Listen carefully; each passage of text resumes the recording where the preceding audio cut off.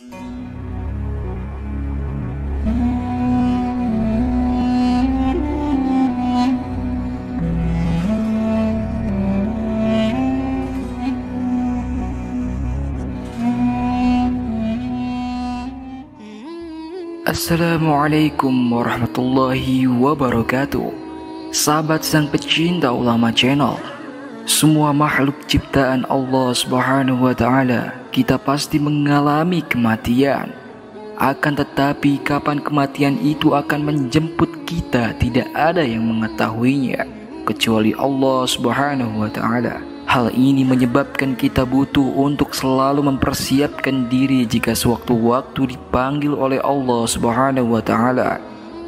Ketika manusia meninggal dunia, ada seseorang yang meninggalnya dalam keadaan husnul khotimah, dan ada juga yang meninggalnya dalam keadaan su'ul khotimah.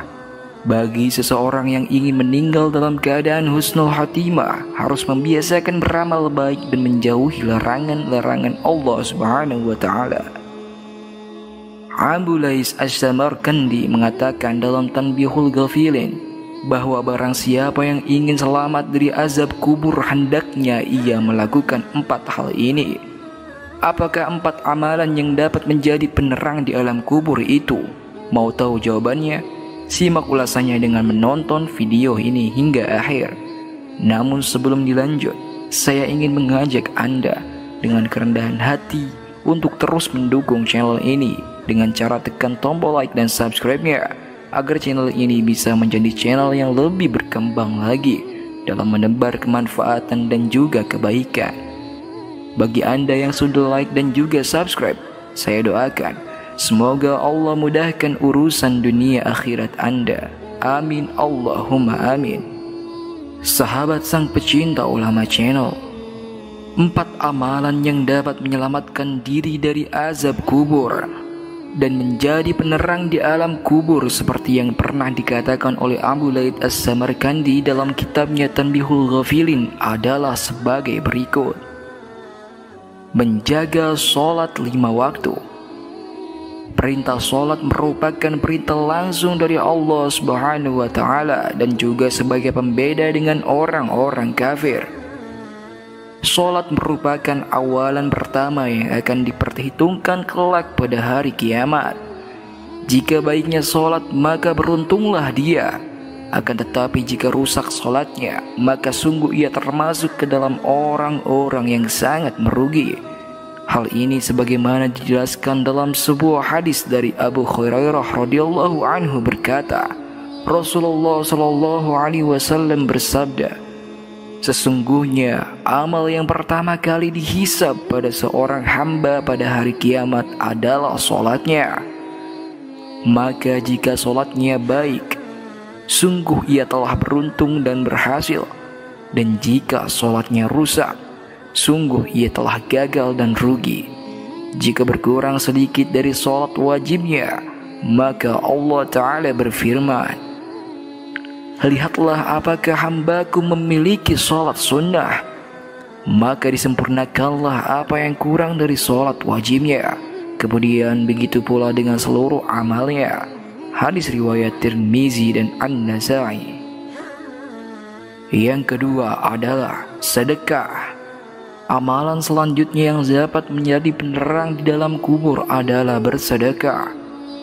Berbagi atau bersedekah merupakan anjuran dalam Islam. Hal ini bertujuan untuk meringankan atau membahagiakan orang lain. Sedekah dapat menjadi penerang di alam kubur. Karena sedekah merupakan salah satu amal yang dilakukan, maka pahalanya akan terus mengalir kepada pelakunya walaupun ia sudah meninggal.